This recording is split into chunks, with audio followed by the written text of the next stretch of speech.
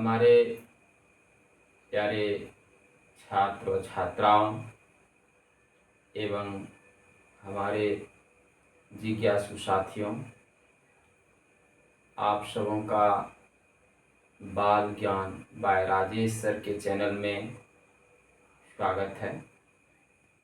आज हम सब एक महान लेखक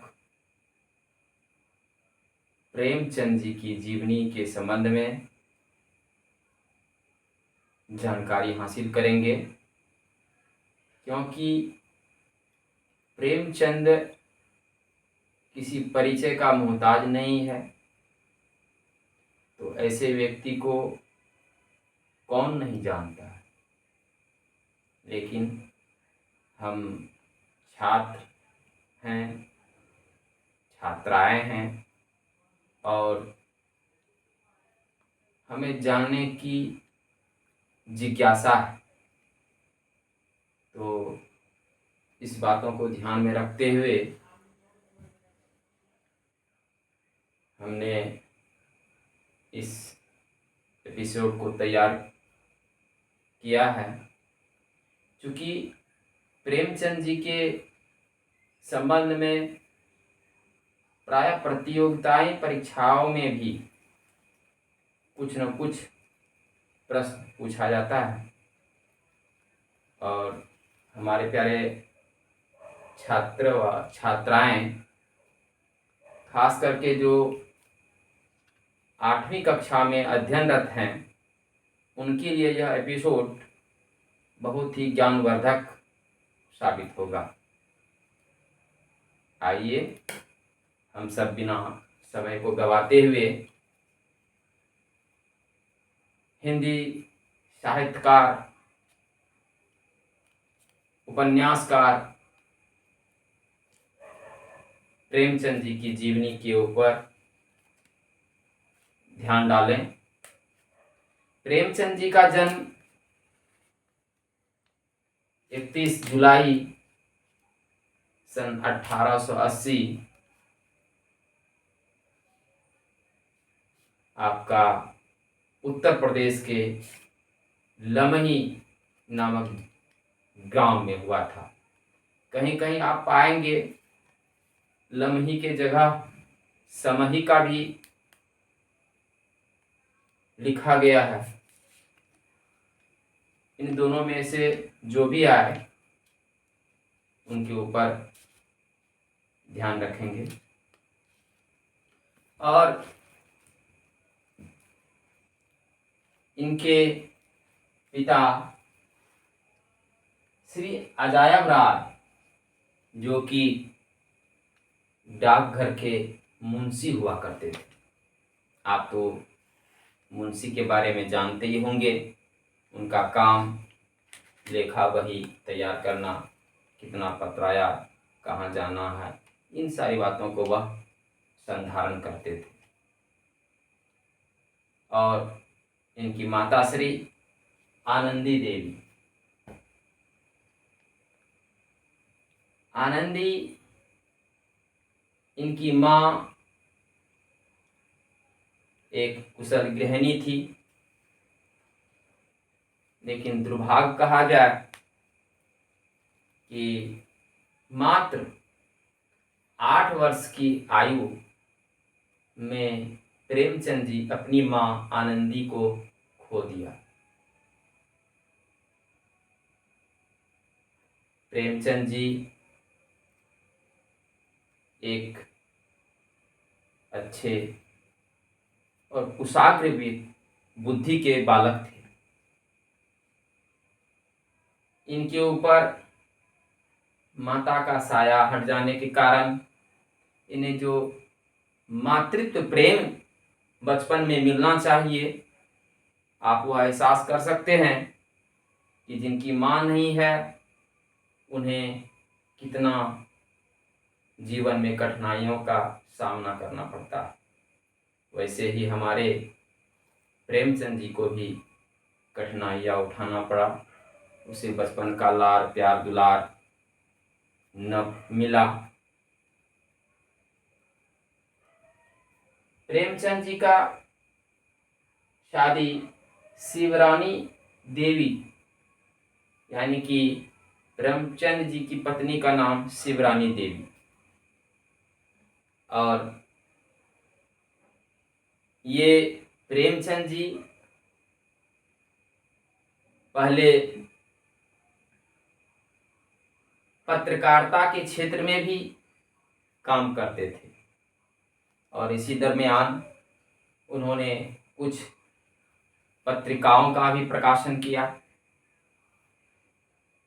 इनकी अनेक रचनाएं हैं, जिनमें से कि कुछ रचनाएं को हमने आपके सामने अंकित कर रखा है।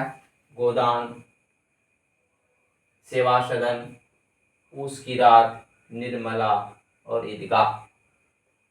प्यारे छात्रों, आपके पुस्तक में ईदगाह नामक कहानी की रचना प्रेमचंद जी की ही रचना है।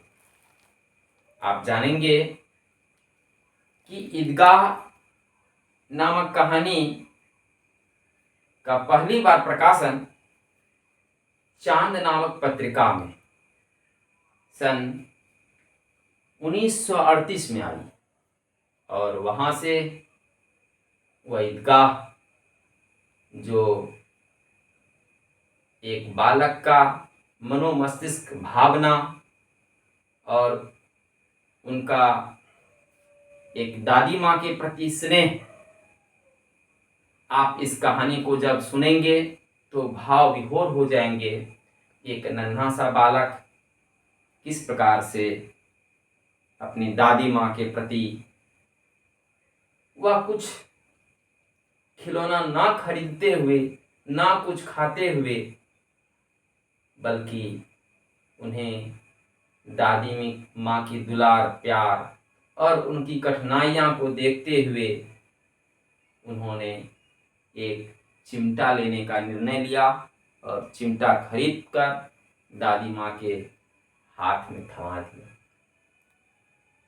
याद कीजिए वह क्षण।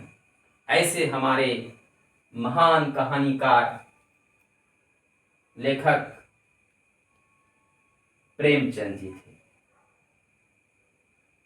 और इनका बचपन का नाम धनपत राय श्रीवास्तव, अर्थात इनके पिताजी अजायब राय, इनका नाम धनपत राय रखा था।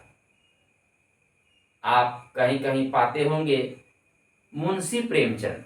आखिर मुंशी प्रेमचंद की क्या बात है, कहां से आया ये मुंशी शब्द? जिस पत्रकारिता के क्षेत्र में वह काम करते थे, वहां एक कन्हैया लाल मुंशी नाम करके एक व्यक्ति थे। वह भी पत्रकारिता में लेखन का काम करते थे और प्रेमचंद जी भी। तो जब पत्रिका प्रकाशन होता था तो दोनों का नाम एक साथ आता था, दोनों मिलके कहानी का रचना करते थे। स्वाभाविक है दोनों का नाम आएगा। वास्तव में मुंशी कन्हैया लाल के नाम के साथ जुड़ा हुआ था, लेकिन दोनों के बीच में कोमा का प्रयोग नहीं होता था, जिनके कारण जो पत्रिका को पढ़ते थे तो उनके मन में यह संशय हो गया और यह बैठ गया कि वास्तव में कन्हैया लाल नहीं बल्कि ये प्रेमचंद के आगे शब्द लगा हुआ मुंशी, और मुंशी शब्द वहां से चल पड़ा और आज तक चलते आ रहा है। और दूसरी बात, प्रेमचंद कैसे नाम पड़ा? ये प्रेमचंद पहले तो नाम नहीं था, इनके पिताजी धनपत राय नाम रखे थे, लेकिन समय के साथ एक समय की बात है, यह उपन्यास को भी लिखते थे और उपन्यास हाथ लगा कौतूहल वंश पोद्दार के हाथ में, जो कि उन उपन्यास को देखकर उन्हें उपन्यास सम्राट प्रेमचंद लिखा और वह धनपत राय से उसी दिन से प्रेमचंद के नाम से विख्यात हो पड़ा। और आज हम लोग धनपत राय को तो नहीं जानते हैं, लेकिन जैसे ही हमारे छात्र, हमारे जिज्ञासु साथी प्रेमचंद का नाम सुनते हैं तो वही पूस की रात, वही ईदगाह, आमीन आदि बाल कलाकार हमारे आंखों के सामने यही लगता है कि वह भाव विभोर करने वाली घटनाएं परिदृश्य हो रहा है। ऐसे हमारे महान कहानीकार थे प्रेमचंद। आगे हम इस पुस्तक में जो आपका पाठ दिया हुआ ईदगाह नामक कहानी, इनको हम लोग पढ़ेंगे और इनसे संबंधित जो प्रश्न है, प्रश्न उत्तर को भी अगले एपिसोड में आप समूह के सामने लेकर उपस्थित होंगे। तब तक के लिए राजेश सर को आप इजाज़त दें। नमस्कार।